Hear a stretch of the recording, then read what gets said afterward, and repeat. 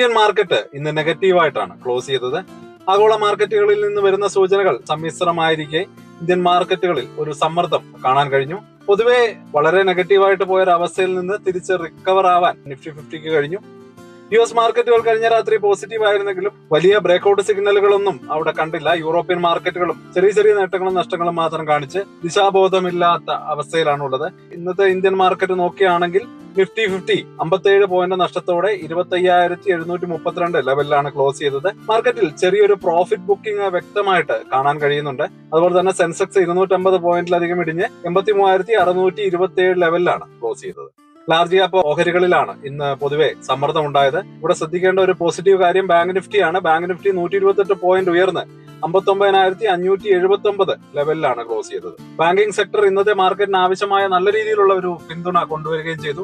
ആ ഒരു പിന്തുണയാണ് നിഫ്റ്റിയെ വലിയൊരു തകർച്ചയിൽ നിന്ന് കരകയറ്റിയത് എന്ന് കൂടി വേണമെങ്കിൽ പറയാം. ഇന്നത്തെ മികച്ച പ്രകടനം കാഴ്ചവെച്ച സെക്ടറുകൾ നോക്കുകയാണെങ്കിൽ IT സെക്ടറാണ് നല്ല രീതിയിൽ മുന്നോട്ട് വന്നത്. നിഫ്റ്റി IT 248 പോയിന്റ് ഉയർന്ന് 38,236 ലെവലിലാണ് ക്ലോസ് ചെയ്തത്. ഗ്ലോബൽ ക്യൂസിന്റെ പിന്തുണയോടെ IT ഓഹരികൾ മാർക്കറ്റിൽ ഔട്ട് പെർഫോം ചെയ്തു. അതേസമയം സ്മോൾ ക്യാപ്പ് ഓഹരികൾ ലാർജ് ക്യാപ്പ് ഓഹരികളുടെ ദൗർബല്യത്തിനിടയിലും ശക്തമായിട്ടുള്ള ഒരു റെസിലിയൻസ് കാഴ്ചവെക്കുകയുണ്ടായി. നിഫ്റ്റി സ്മോൾ ക്യാപ്പ് 100 പോസിറ്റീവായിട്ട് ക്ലോസ് ചെയ്തു. റിസ്ക് അപ്പറ്റൈറ്റ് ഇപ്പോഴും നിലനിൽക്കുന്നു എന്നതിന്റെ സൂചനയാണ് ഇവിടെ നമുക്ക് മുന്നിലുള്ളത്. ഇനി ഈ സെക്ടോറിയൽ മൂവ്മെന്റ് നോക്കുകയാണെങ്കിൽ IT, PSU ബാങ്കുകൾ, മീഡിയ സെക്ടർ ഇവയൊക്കെയാണ് ഇന്നത്തെ ടോപ്പ് ഗെയിനേഴ്സ്. ഡിഫൻസീവ് കൂടിയായിട്ടുള്ള ഗ്രോത്ത് സെക്ടറുകളിലേക്ക് പണം നീങ്ങുന്ന കാഴ്ചയാണ് നമുക്കിവിടെ കാണാൻ കഴിയുന്നത്. അതേസമയം റിയാലിറ്റി, കൺസ്യൂമർ ഡ്യൂറബിൾസ്, ഫാർമ ഇവയൊക്കെ സമ്മർദ്ദത്തിലായിരുന്നു. പലിശയോട് സെൻസിറ്റീവായ സെക്ടറുകളിൽ പ്രോഫിറ്റ് ബുക്കിംഗ് തുടരുകയാണ്.